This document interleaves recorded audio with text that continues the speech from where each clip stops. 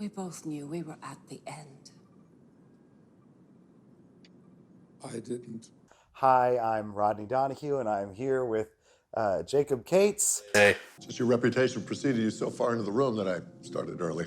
And we're here today to talk about Star Trek Picard Season 3, though I don't know why. We hate life. I have no interest in speaking to you or in listening to your witless prattle. My first question to you is, why do we both not want to talk about Star Trek Picard? Well, it's not great, but that seems like a cheap answer. It's awkward, and it feels like you've hung out with a family member who may be on the decline in a bad way, and you come away feeling so sad for them, but wish you could remember your family member in their prime and the way they were supposed to be, and that's not what you get when you hang out with the cast and crew of Star Trek: The Next Generation and Picard. That's why we don't want to talk about Star Trek Picard. Yeah. Why are we talking about Picard Season 3? One of us, when we were watching this really late at night and texting each other at 11 o'clock in the evening, said we should definitely record an episode about this because I have thoughts, and I feel like my thoughts are so important and earth-shattering that we have to share them. Were you preaching that weekend? Let me think about this. Yes. You also were running the Equip the next morning. Yeah, we were running a whole event and a whole day of things and then turning around and preaching. And I'd preached a funeral the week before that week. And so it was a really busy week, and I had no business watching Star Trek Picard. And I did it anyway. I almost fell asleep in episode 2. So I fell asleep during episode 3. I actually fell asleep during the emotional climax. I fell asleep in episode 3 from the moment Picard got in the turbo lift to go and see if Jack was all right. And the next thing I remember was Rafi was yelling at the Changeling. You better start giving me answers right now. She woke me up. I had to go back to see that Picard checked on Jack, that Jack was okay. I thought they were going to kill Jack, but I've never fallen asleep during an episode of Star Trek. My wife can fall asleep like that during the first 10 minutes of Star Trek The Motion Picture. I can see that. I've never fallen asleep during Star Trek before. This was my first time. I've used Star Trek to go to sleep before, just put it on the background and go to sleep with episodes I'm familiar with. I'm too excited. I do know that Star Trek Lower Decks, the series, will put me to sleep in less than an episode. Okay, so let's clarify this. So last time I was talking about the episode Lower Decks. Yes. You were asking about the series, and you asked if you should watch it. And you said I should. Yes. Even though I've never seen an episode of Lower Decks because I was talking about the episode. The episode Lower Decks, and I meant the series Lower Decks, and so I unfortunately went and tried to watch the series Lower Decks. I've watched trailers or commercials or advertisements, whatever they're called now in 2023. I've watched them, and I can't even imagine that I would have any enjoyment in the series at all whatsoever. I don't think you would. Yeah, Star Trek doesn't do best with comedy. There are some good comedic episodes. Trouble with Tribbles, The Magnificent Ferengi. It really feels like somebody is, trying too hard to make something that's funny, but it mostly is just a lot of talking really fast, really loud, and kind of playing with Trek tropes, but it just doesn't, I don't think it works. But we're not here to complain about Lower Decks, we're here to complain about Picard. We're only 3 episodes in. Yes. What is the big takeaway in these 3 episodes? I knew I was going to have trouble watching this the second Beverly Crusher pulled out a pump action phaser. That's when I knew this was going to be trouble. Power cell depleted. Yeah, this is within 4 minutes of open. It's the first episode where the bird people show up and attack their ship, the Helios. The Eyes Wide Shut villains. Yeah. All I can think about. Anytime I see him, I see the bird mask, and I see the guy asking Tom Cruise, what the real password is, the password to get into the party. I was too young to watch that movie when it came out, and I've still never gone back and seen it. It's one of those things I think my 90s upbringing tells me that I shouldn't watch. It's about the length of 3 episodes of Star Trek Picard. I think the big takeaway is they're really trying to drive up the cool factor and But I think what really happens is you feel like these characters have not grown, but they've lost a step. They've undone things that made them compelling characters or competent Starfleet officers or enjoyable to watch in ways that just now are awkward and I think you used the word obscene at one point. I did. I used the word obscene, yes. That's not far off. Okay. That's not far off. All right. I don't know, what do you think? My big takeaway is that we're essentially watching a 3-act story, like a 3-act narrative, like a standard movie narrative. Right. But we're watching it across 8 hours. Correct. And you can't sustain that for that amount of time. We've got about, I assume by the end of Star Trek Picard, we'll have about a 3-hour story told in 8 hours. Yeah. And this is my big problem with two-parters. With like 2-part episodes of TNG, either you get a best of both worlds where the climax at the end of Best of Both Worlds is so high that the second episode has no chance of reaching it. Right. And so you have just a real denouement all the way through the second episode. Or it's like Times Arrow, which I like Times Arrow, but Times Arrow doesn't really build to a climax. It's just like, it treats it like one episode that kind of keeps going up. But then even that is it's very level. It doesn't have like a big climax, you know? The climax is just Picard being down in a mine shaft, like putting jewelry where it's supposed to go.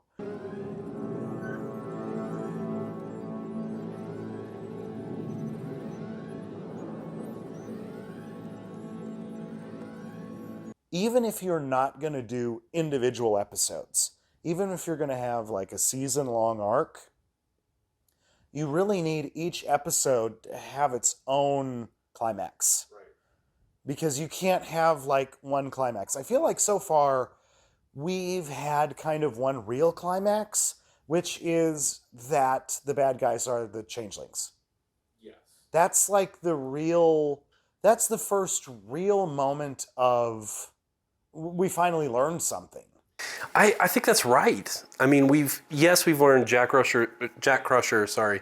Is he a junior? I guess he's not a junior. Jack Crusher is actually Picard's son. How would you... I don't know how that works. I don't know. Is it weird to name your child after your ex or your late husband when your late husband is not... Anyway, we learned that, but we also... It feels unearned. It's weird that she names her son with Jean-Luc after her late husband, that during the time that they were married, Picard was in love with her. Yeah. That is weird. It's very strange. It's very strange. That's all going to get cut, by the way. That's not a good take. That's all going to get cut.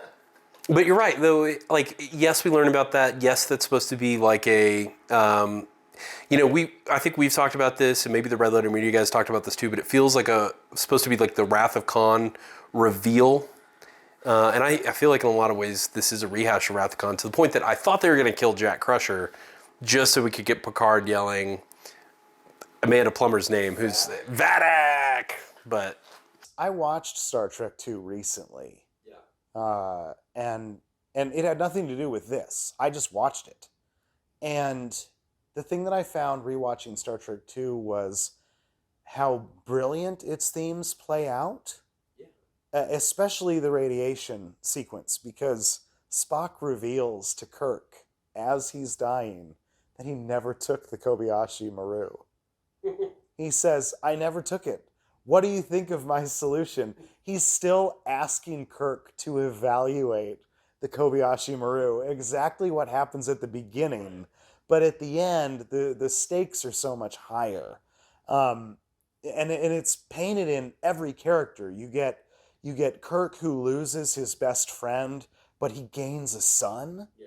And so where Kirk is in the underground stage 2 of the Genesis Project, he's lamenting this fact that he didn't have his son, his life that could have been. Yeah. He's not quite sure, like, the path he would have taken.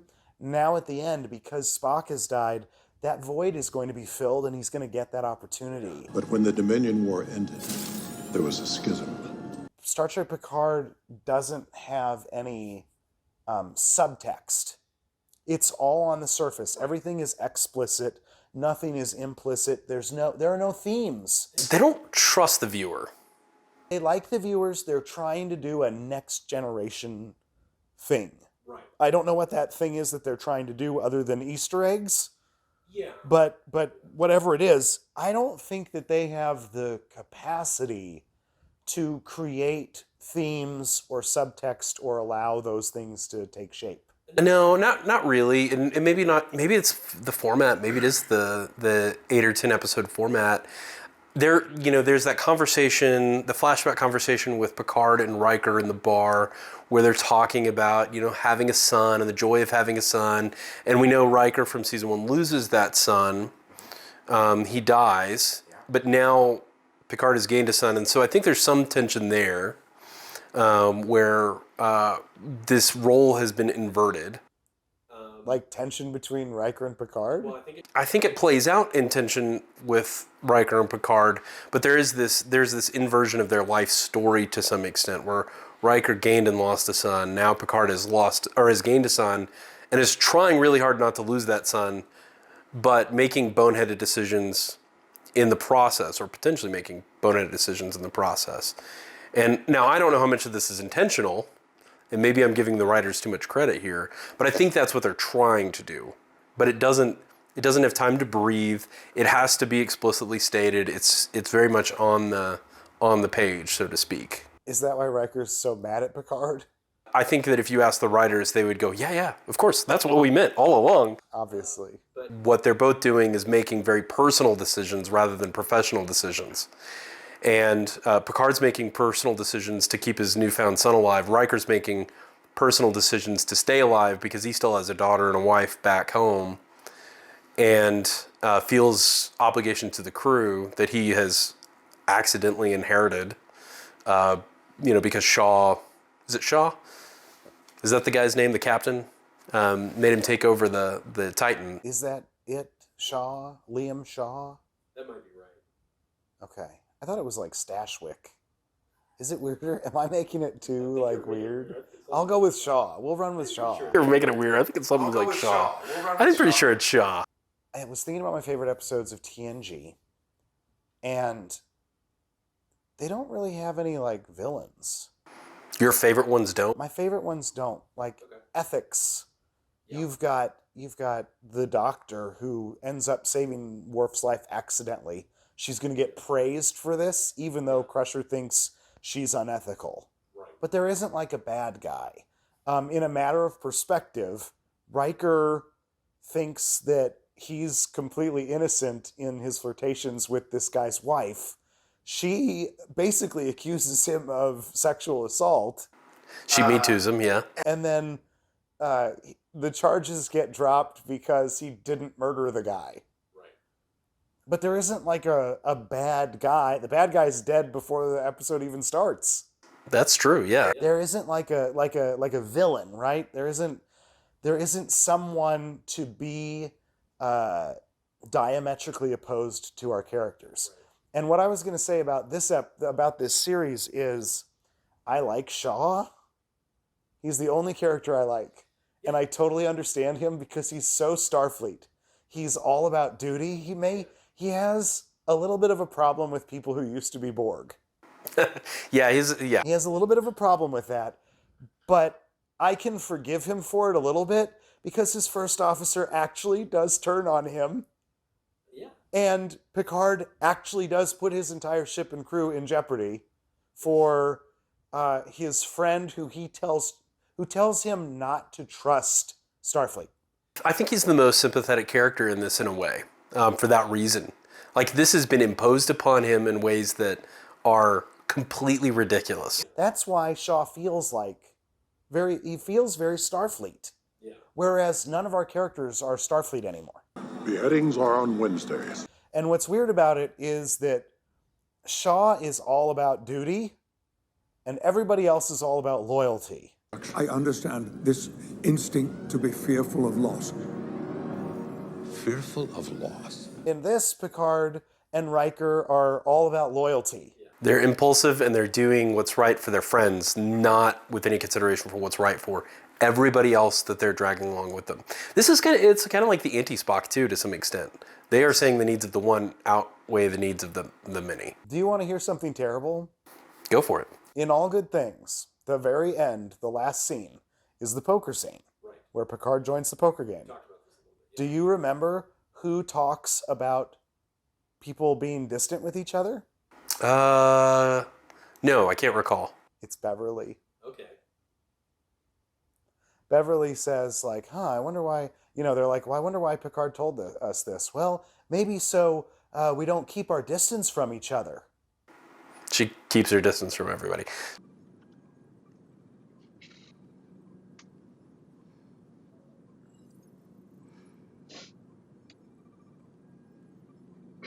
So that's maybe the thing that's frustrating me is every character unlearns any lesson that they had.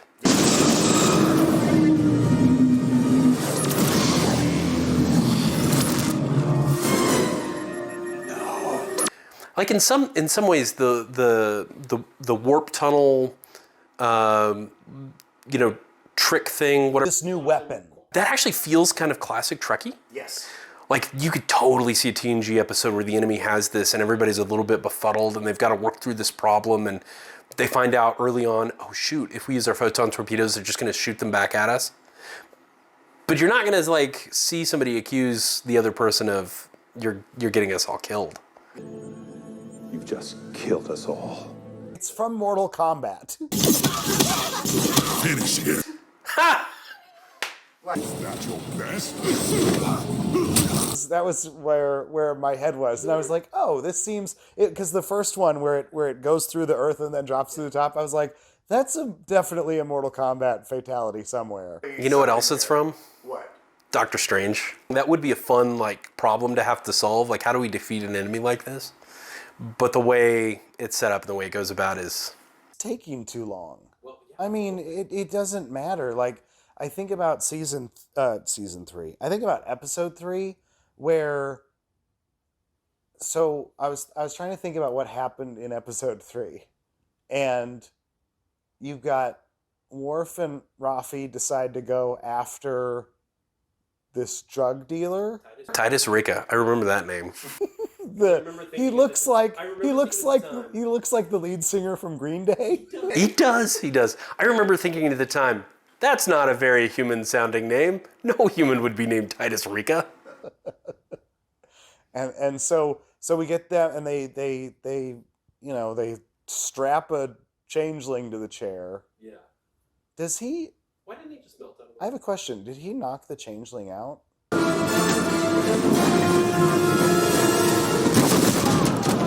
He did. He throws him on the table, and he picks him up, throws him on the table. Because every bar scene where you pick a guy up, you have to put them through a table. That's movie law. Yes. And so he puts him through the table, and yeah, I guess that knocks him out enough that they're able to restrain him. I just feel like they're gonna really destroy Deep Space Nine if they can. I don't know. Like, to have a rogue group of changelings feels very weird given what we know about the changelings. We've had 25 years. And Beverly talks about how Picard has become this big target, and I don't know why. But for any reason, there are any number of people that they could have called this species anything. They could be like Jellos. They're not quite changelings, right? But they're like that green guy that Norm Macdonald played on the Orville. Yeah. You remember that? Yes. I mean, they could be anything. It's like, why do they have to be changelings? The only reason that we are remotely concerned about this is because we know what changelings are. Right. It's a member berry. We don't know what the Shrike is, like who this lady is. We don't care at all. Is she a changeling? Well, that's the thing. If she's not a changeling, we don't care. I mean, she's just some lady who wants Jack Crusher. She's just a bounty hunter with a big scimitar-like ship. Yeah, it does feel very much like the Scimitar. I was contacted by a close friend within the link, a man of honor. He informed me of this rogue group. Man, they're going to run DS9 as well. Let's talk about Ninja Worf. Ninja Worf. He's really good at being a ninja. It makes me, when he goes in and he beheads the Ferengi, it made me think of that episode where Dagor is going to behead the Ferengi, behead Quark, and Gowron stops him. And he's like, you know, you are going to kill this pathetic little man? Ninja Worf. Now that he's like Ninja Spy Worf, like that's a weird thing. That's a weird kind of pivot and trajectory, I think. He was well equipped with quips, though. Yes. They are using the quip budget on Worf. Beheadings are on Wednesdays. Yeah, that was pretty funny. I mean, I'm glad they brought Worf back. I'm also glad they did not make him look like a Discovery Klingon. And Klingons have had different looks. Even Worf has had different looks across Next Generation in the movies, Deep Space Nine. What does the Dominion have against Picard? Like, is that what we're going to find out? Or this rogue group? Because he has nothing to do with the Dominion War. They sideline him in the Dominion War. Well, they might not. As far as we know, they could just be performing acts of sabotage on the Titan. There's no connection right now. Well, that's true. They wouldn't have known Picard's... If they find out... If they knew that Picard was going to be on the Titan, then that's terrible writing. If the goal is to, like, kill Picard, which so far it's not really. Like, I don't know why Vadic cares about Picard. Is she really after Jack Crusher, or is she really after Jack Crusher to get to Picard? I don't know. Because she demands Jack Crusher be beamed over. She still demands that. I don't know. I don't either. This is a problem. Your Federation crumble. I think it's a problem that we're 3 episodes in, we're in the same location, we have no clue on anybody's motivations whatsoever. There's no... Do they want Jack Crusher? Why do they want Jack Crusher? How does that interact with Picard? What does that have to do with the Dominion? We know next to nothing. We're in a black box, and I guess that's supposed to be what the characters feel like, but we're not the characters. We're people watching the show, and this isn't a black box mystery show like Lost, or at least it's not supposed to be. I think the problem is, too, that our B story, even if it's terrible, which is Worf and Rafi, our B story is getting somewhere. They're at least doing things. They're not doing anything with our A story. We're just playing around a nebula. I mean, now they start... The end of episode 2 is going into the nebula. The end of episode 3 is falling into this gravity well in the nebula. Which also seems to be alive, so it has a personality and biological reality. Yeah. Which is another mystery stacked on this. So there's a lot of mysteries, but there's no resolution. And 3 episodes in, it feels like we need some more clarity, and we're not getting it. In ancient Greek drama, like, the circumstances were tragic. They used to, like, stack up the dominoes and then start the plot. Like, you started and the dominoes were already stacked, and the plot was knocking over the dominoes. What's happening in this series is we're watching them stack up the dominoes. They haven't hit the dominoes yet. We're just watching them stack up the dominoes. Oh, this is the domino where they're going into the gravity well. And that would maybe be fine in the first season of a coherent plot, but this is the 3rd season of this show, and it has a completely different mystery box. And granted, there's a part of me that likes looking at this mystery box more than I liked seasons 1 or 2, which I never actually saw 2, just because I knew I'd hate it. But it doesn't... Man, we need to be moving. We need to be going somewhere, and we're not. Much like you mentioned in a conversation that we had that you did not like the forced relationship between Picard and Riker at the end of episode 3. That's the problem with this whole show. Picard is supposed to care about Jack because he finds out that he's his son. I mean, they did this in Bloodlines, and it didn't really work out very well. The episode where Picard found out that he had a son. Yeah. And the son wanted, like, nothing to do with him. And he was kind of like the brash adventurer, right? He was like, whatever, people don't like me, whatever. He's exactly like Jack Crusher. he has trouble with the law, and That's right. Jack Crusher's a heart of gold, I guess, because he's smuggling stuff to. But yeah, other than that, basically the same. you know, one of the differences between Jack Crusher and Jason Vigo and what happened is, it's kind of brought up that Picard had a fling on spring break. I was involved with his mother for a short time, about 24 years ago. In Bloodlines, he tells Riker, he confesses to him a little bit. He's like, I'm a little embarrassed to say this, but there's kind of a chance that he's my boy. Yeah. And so he kind of has to reveal this embarrassing thing. But in this episode, they're just like, oh yeah, I mean, we've been in and out of love several times. We ended our relationship. Our romantic relationship for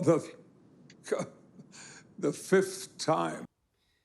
And it was just our last shore leave that you accidentally got pregnant, even though it's the 24th century, and certainly somebody knows about birth control by then. In the year of our Lord, in 2002, when Nemesis was made, right after Data died, Picard and Beverly went on shore leave and consummated their relationship.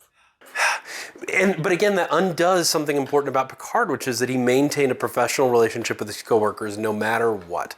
We're talking about, I mean, that's the thing, is that it's so messed up. So it's all weird. Like the way that they're forcing these things in is weird. Has anybody asked Wesley the Traveler how he feels about having a half-brother and that his former boss knocked up his mom? You know who might be helpful in getting all these people away from these bad guys is Wesley. Yeah, it would be super useful. You'd think a Traveler would be very helpful. Yeah, does he not care? He doesn't care. No, that was what our last video was about. But yes, you're right. The forced relationship between Picard and Riker. I don't really appreciate it. I think it undercuts a lot of TNG's building of their relationship. And you asked me, hey, throw me a random Star Trek episode, and I threw you. I'm never gonna get the title right. 11001001. I call it the episode at the Binars, and I threw you that episode in part, I think, because I was thinking about the way Picard and Riker actually work in that episode. It's maybe I want to say it's the first episode where you really see them work in tandem, kind of apart from the rest of the crew. They're the only ones left on the Enterprise. And it's a very, I think, informative episode for their relationship going forward. The stakes in that episode are so high. I told you that, they set up the auto-destruct, and then they plan to beam into opposite ends of the bridge. It's weird rewatching it because you kind of know that nothing's going to happen, but I was trying to look at it through fresh eyes, and I mean, they really are like, okay, I'm going to beam on this side of the bridge, you're going to beam on this side of the bridge, maybe we'll catch them. Maybe one of us will make it through so that we can kill whoever's taken over the Enterprise. And there's a bond that's there, but they know their duty. In this in Star Trek Picard, they don't really have a duty. They can just do whatever they want, and they act that way and they talk that way, and there's no consideration for others except for Jack. I understand you're amped up. You have a son on board, and it's affecting. Well, why? I'm taking the ship and her crew home. Everybody else is sort of a tool to be deployed for their interest. And I get that it's a high interest of saving the life of somebody, but the way they've gone about it, being duplicitous, not having, informed sort of consent of the crew, so to speak, or kind of a clear mission where they've been duplicitous about it, it really undercuts who they are as characters. Do we need this villain? I mean, what is the problem that's happening here? We don't know why these things are happening. Beverly doesn't even know. Right. Nobody knows. And I think as a viewer, that's really, at 3 episodes in, that's really frustrating because you don't know what the bad guy's motivation is. But they're forcing all these things together, the Dominion, the Shrike, Jack Crusher, they're forcing them together because they don't know what to do. They don't really know how to do it. They have this idea of what they want to do, which is give the next generation a movie-like send-off. The problem is, the only movie I've seen that's 9 hours that I like is The Lord of the Rings. I think a better structure for this probably would have been something like, the show Poker Face, as I understand it, where there is a framing device where a bounty hunter is after, what's her name, Natasha Lyonne's character. Okay. And she has to kind of move from place to place to escape this bounty hunter. Okay. And good insofar as it goes, but each episode also is self-contained in that in each episode she has a problem, there's a murder that occurs, and she has to solve that problem in that place, and then she moves on because the framing device forces her to move on. And you can have your overarching Dominion story, wherever that's going. Is it that they don't know what they're doing, or that they're trying to do too much? No, they're trying to tell one story with 8 hours. The audience, we just don't care. I mean, think about it. If Jack Crusher died in 17 seconds when I fell asleep, if he dies, Go.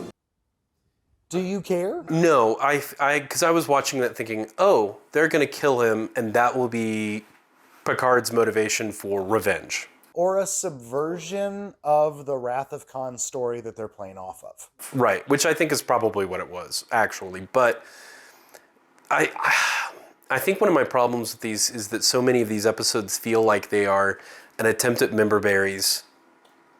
And even the Dominion Changeling plotline feels like a member berry, forced member berry inclusion. And it doesn't kind of work or coincide well with what's happening in the A plot. And maybe they're supposed to link back up. Well, you have the Changeling, I guess, on the Titan, but it's not clear how they're supposed to link back up. It's not clear why there's a Changeling on the Titan. It's not clear if they're related or connected to the bounty hunter, other than that they may have some connection to the same device that she stole. But even that was supposed to be like a ruse. They stole that as a ruse to hide the fact that they stole something else. But they are deploying it to kill people, and That was a big building. They only killed 150 people. I remember thinking that was a small body count for that building. Starfleet recruitment numbers are down. They only had 150 people in the building.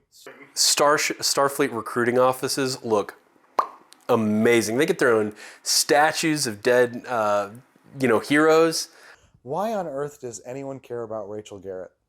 Nobody should know who Rachel Garrett is, like in the normal, She's the Red Lady. She's the Red Lady. Why? Why is she the Red Lady? Because, remember, Barry, she was in yesterday's Enterprise, and they wanted to let us know that they watched that episode.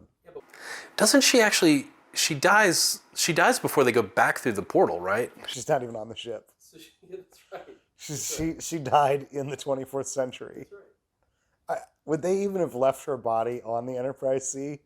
But yeah, okay. Why does anybody care about Rachel Garrett? I don't know. That weapon looks impressive. They certainly killed a lot of people. But what the heck is happening in this story? Nothing. Nothing. So Jack punches the Dominion guy in the face, and There's a changeling on board. I just thought, oh, and I knew instantly that it was a changeling, and I knew at that moment that they were going to ruin Deep Space Nine if they could. I didn't realize. Well, actually, I think my first thought was, oh, that's some sort of shape-shifting alien. It didn't quite occur to me that it was going to be a Dominion changeling at first. It wasn't until they were actually interrogating the other guy that it clicked in my mind. I know you have to regenerate. What my partner mistook as withdrawal was merely your need to regenerate in liquid form. Why did Worf vaporize him? Don't let it get away.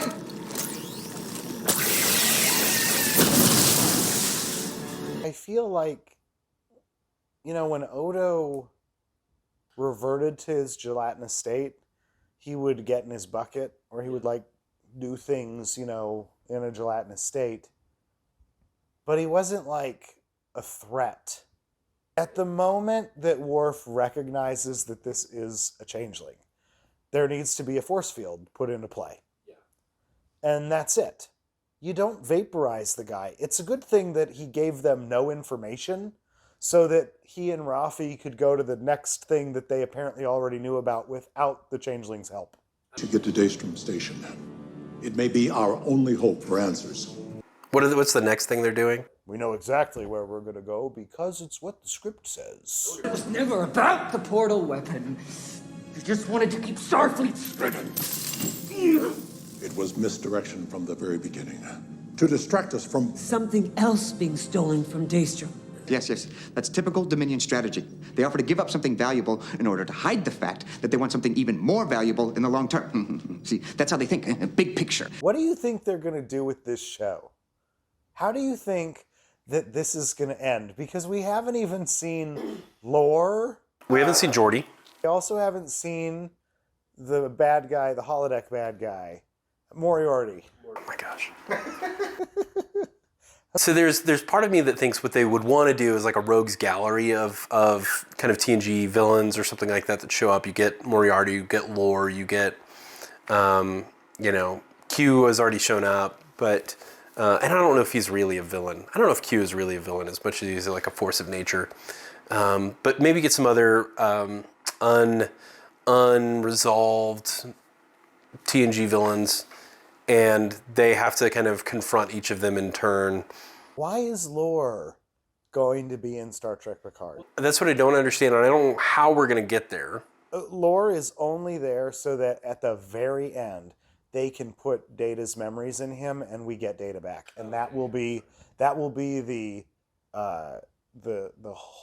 Star Trek Next Generation. The cast will be brought together as a whole.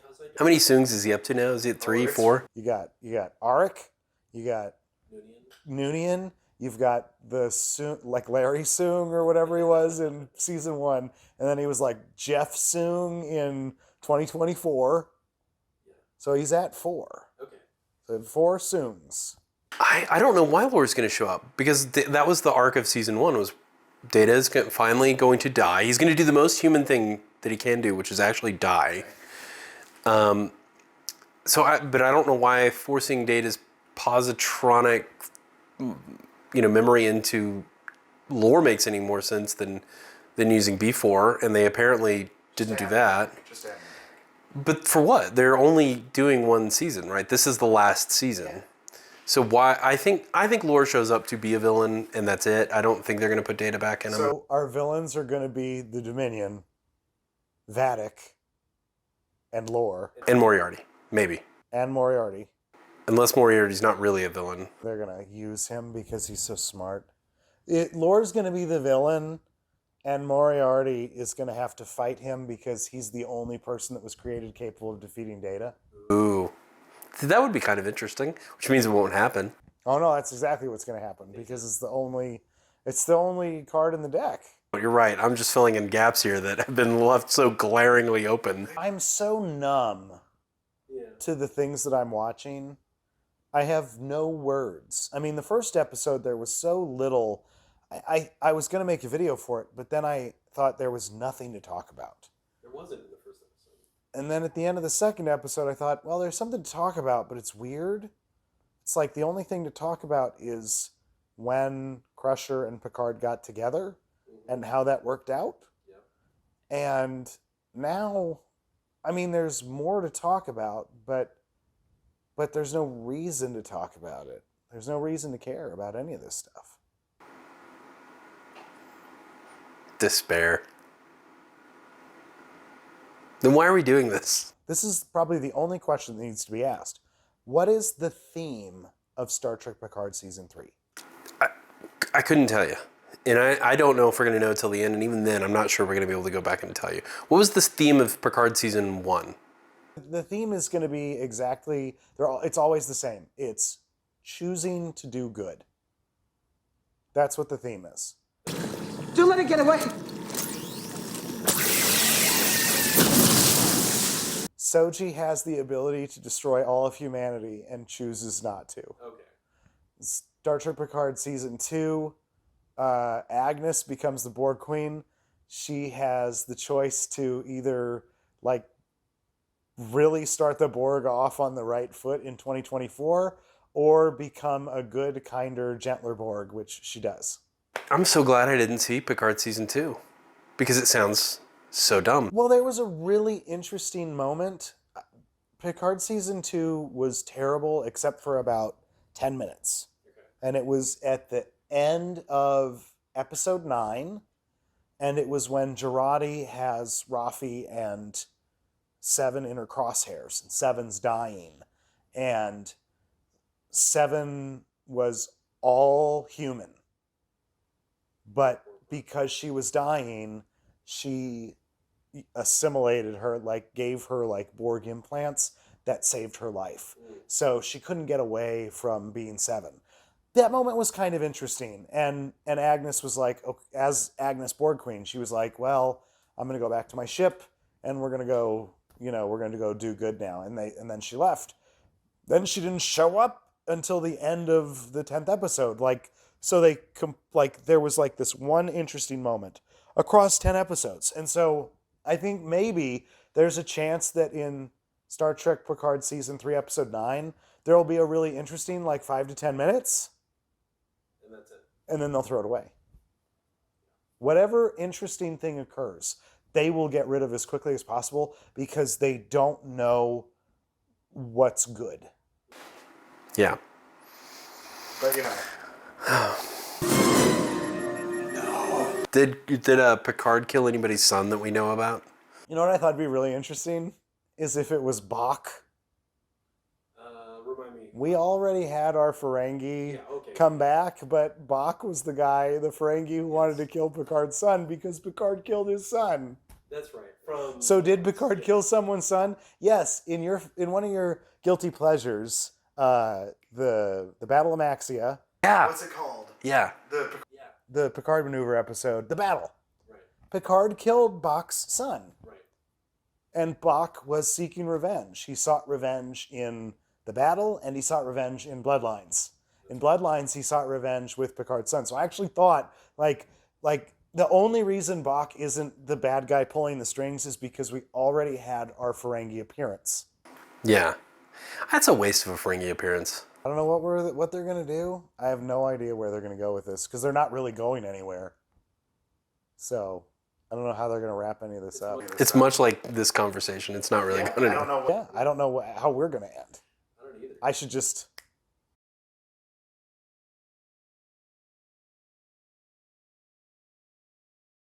Do you think this is probably well past recording. Do you think it's maybe the biological thing that they're detecting way down deep is the crystalline entity? And that's how lore gets pulled back in?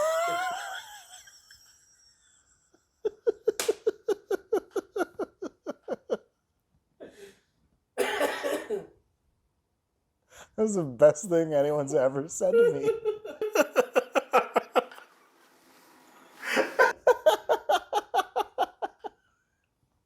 I don't know. I hope it is. But could you imagine if it just rose out of the thing? Just what did it even do? It's just...